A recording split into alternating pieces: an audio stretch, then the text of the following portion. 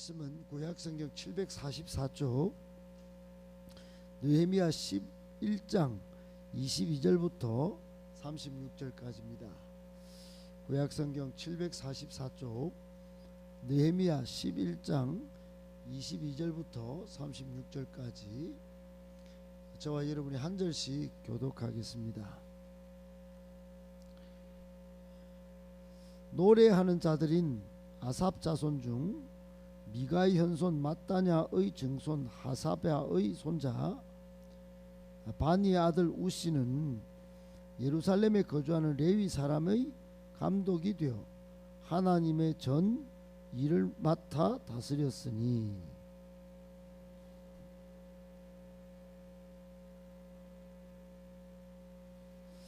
유다의 아들 세라의 자손 곧 모세사벨의 아들 버다히아는 왕의 수하에서 백성의 일을 다스렸느니라.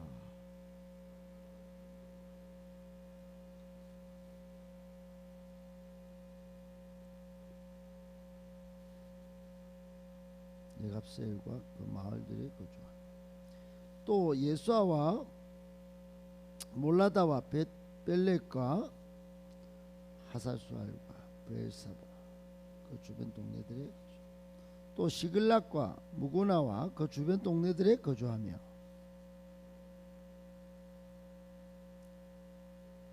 또 사나와 아둘람과 그 마을들과 라기스와 그 들판과 아세가와 그 주변 동네들에 살았으니 그들은 브엘세바에서부터 흰놈의 골짜기까지 장막을 쳤으며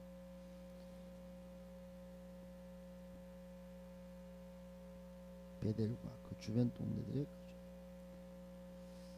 아나돗과 놉과 아나냐와 하딧과 스보임과 느발랏과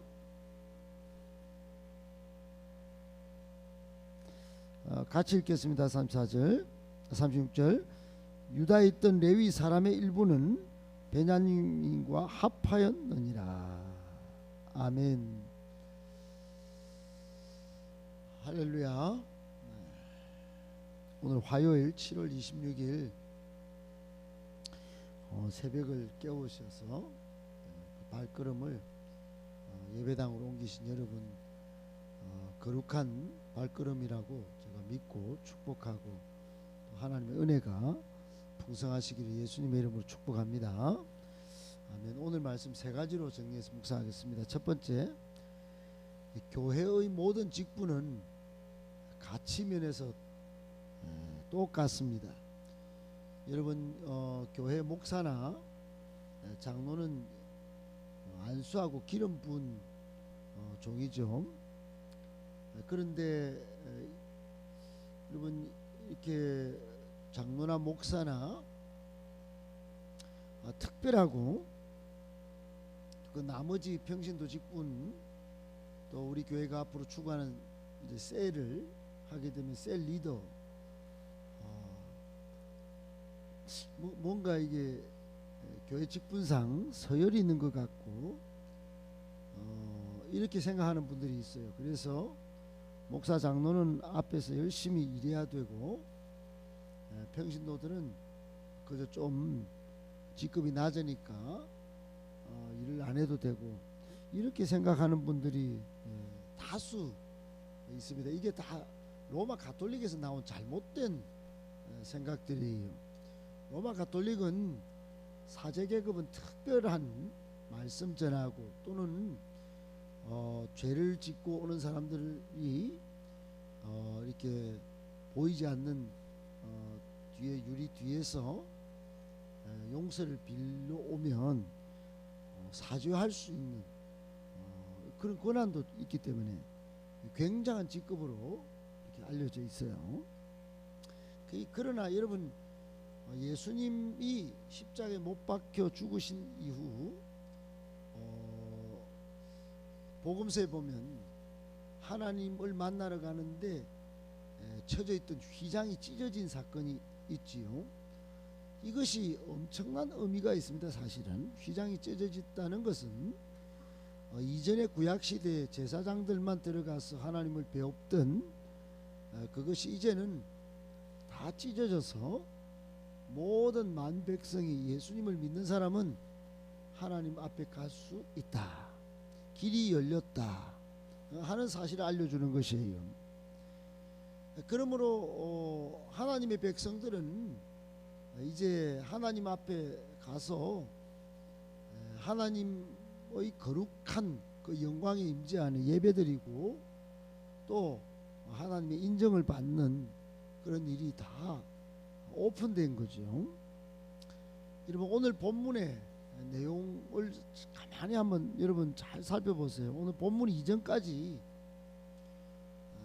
예루살렘에 거주하는 레위인 제사장들을 배치하는 그런 이야기가 있습니다. 예컨대 16절에 보면은 레위인 삽부대와 요사밧은 하나님의 전 바깥일을 했고, 17절에 레위인 마따냐는 기도할 때 감사하는 말씀을 인도하는 역할을 했습니다. 마치 교회 찬양단 지휘자 같은. 그리고 또 한 부류 마따냐의 형제 중 박부갸는 그런 일에 어뜸 아마 더 감독 정도 또는 디렉터 정도였지 않을까. 19절에 보면 성문지기 악굽과 달몬 이야기도 나오는데, 어떻든 여러분 예루살렘 성 안에 거주하는 제사장이나 레위인들 각자의 맡은 일을 다 줬어요. 모두 똑같은 일이 아니라 각기 은사에 따라서 섬겨야 할 일을 다양하게 있었는데, 그것을 이 사람은 이 몫을, 저 사람은 저 몫을 하면서 다양한 일들을 예루살렘 성 안에 일들을 맡아서 했습니다. 여러분, 이 사실이 우리에게 교훈하는 것은 이거예요. 교회 모든 직분은 일이 다 다르지만은 그 가치 면에서 똑같다는 거예요. 다 귀중한 거예요.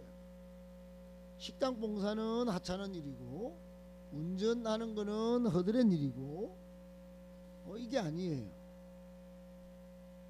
기도하는 일이나 예배를 섬기는 일이나 찬양하는 일이나 모두가 똑같다는 것입니다.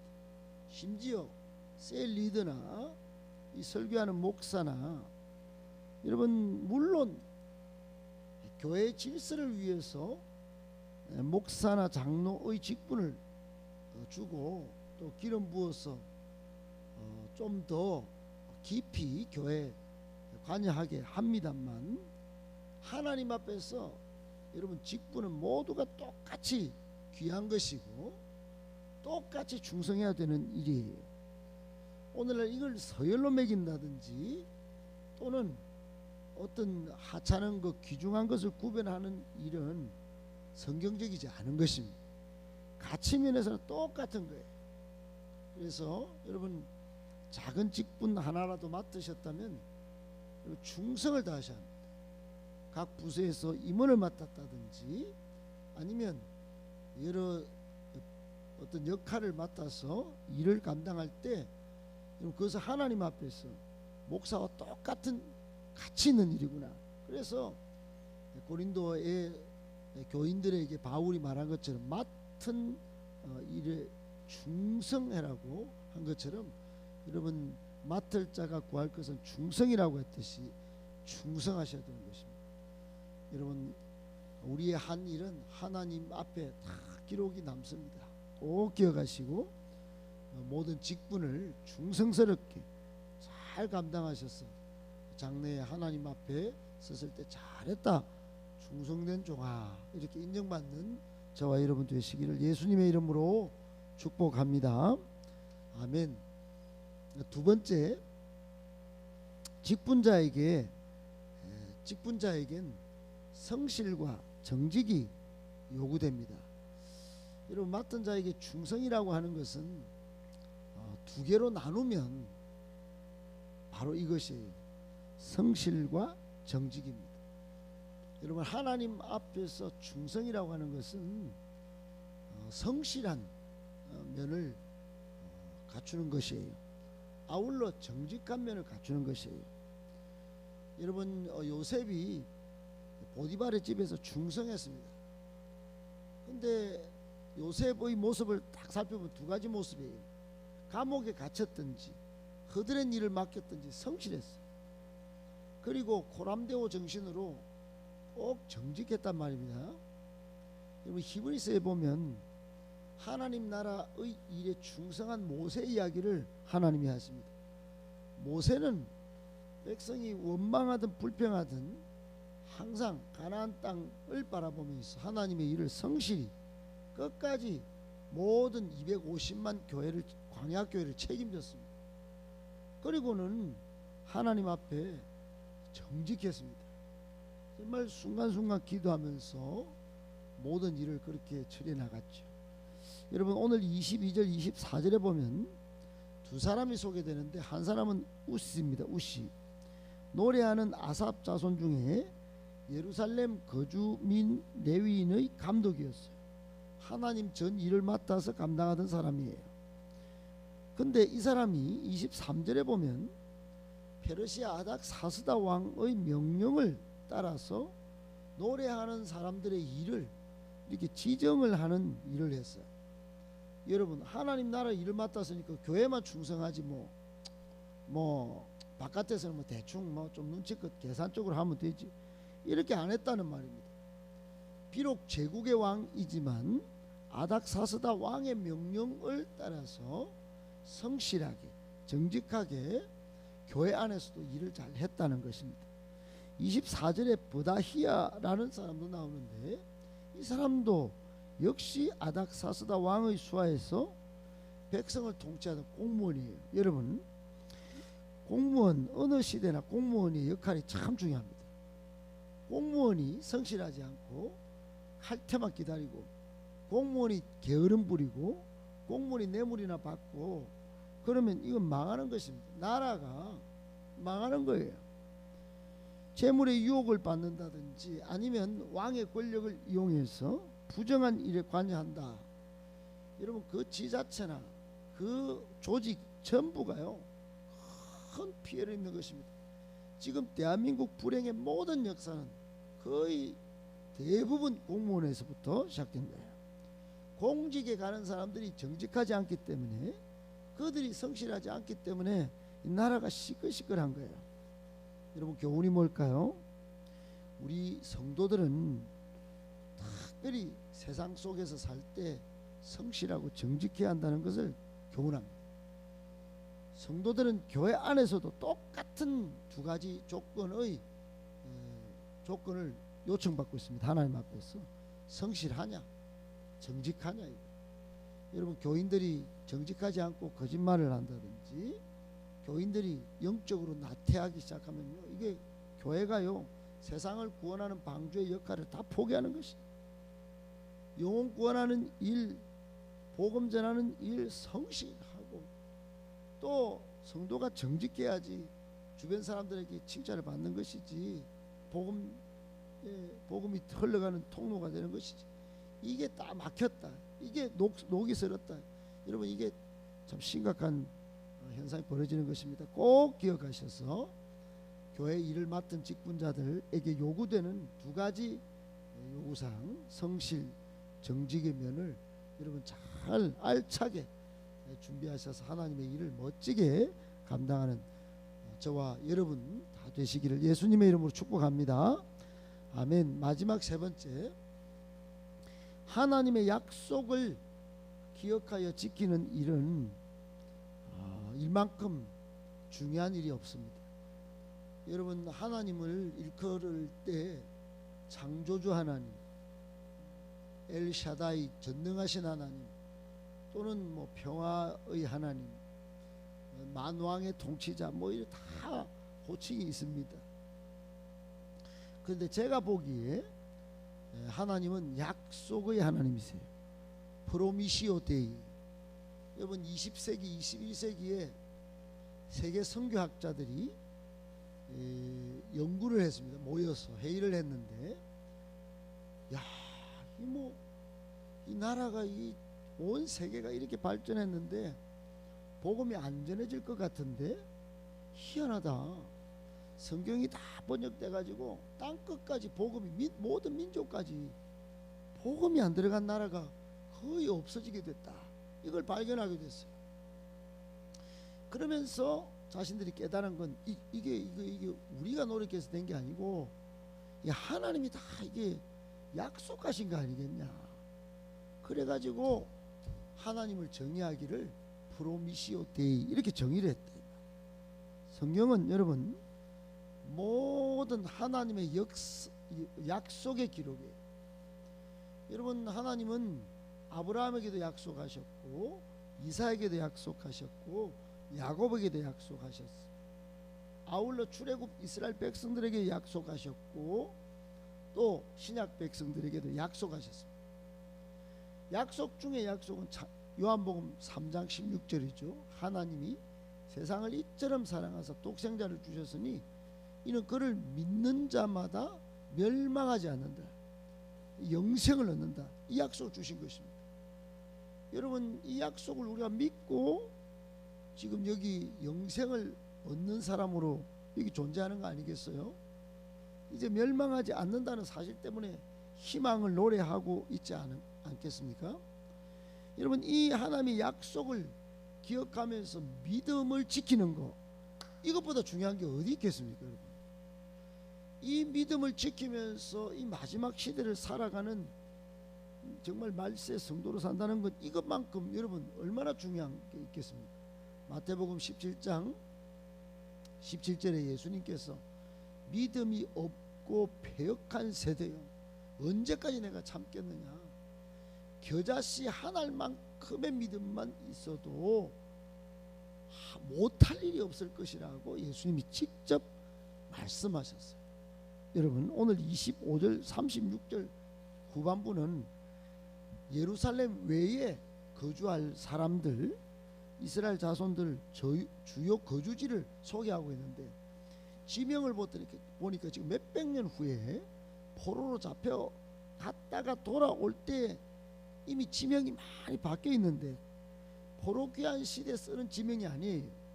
수백 년 전에 여호수아 시대 때 하나님이 주시겠다고 약속하신 가나안 땅에 그 지명들이 오늘 다 적혀 있는 거예요. 여러분 이게 소름 돋는 이야기입니다. 우리가 지금 느헤미야서를 읽고 있는데 여호수아서에 여러분 가보세요. 이 지명들이 다 나와요. 하나님이 주시겠다고 약속하신 그 지명들이 그대로 오늘 느헤미야서에 포로로 잡혀왔을 때 봤지? 너가 딱 봐봐. 옛날에 하나님이 이스라엘 백성들에게 출애굽 백성들에게 주시겠다고 약속하신 땅이야. 봐봐 70년 만에 돌아오지. 그때도 주신 약속하신 땅 또 돌아왔지. 봐봐 약속을 봐봐. 하나님이 약속하신 땅 반드시 돌아온대. 꼭 기억해. 이렇게 여러분 아마 이스라엘 백성들 포로 돌아오면서 아마 소름 돋았을 것입니다. 사랑하는 여러분 하나님이 약속하신 땅의 중요성 또 하나님이 약속하신 땅을 신실하게 다시 쥐어주는 이 놀라운 사건 이게 오늘 본문의 사건인 것입니다. 여러분 이게 아무 우리하고는 땅 이야기 별로 상관이 없는 이야기 같지만 그 내면에 하나님의 약속이 있다는 거예요. 꼭 기억하시고 여러분 오늘 우리에게 주시는 교훈 하나님은 온 세계 만민에게 나가 복음을 전파하면 정말 예수 증인이 되는 삶을 살고 우리가 장차 하나님 나라에서 큰 멸류관을 얻는다. 이게 약속이 되어 있습니다. 기억하시고 이 땅에서 잘 사는 것만 생각하고 사는 그런 존재가 아니라 하나님의 복음을 전하는 사명자로 살 때 더 큰 영광의 멸류관을 받아 쓸 수 있다는 하나님의 약속을 믿고 순간순간 복음 전할 수 있는 하나님의 약속을 기억하며 지키는 일이 참 중요하다는 걸 꼭 기억하며 실천하는 저와 여러분 되시기를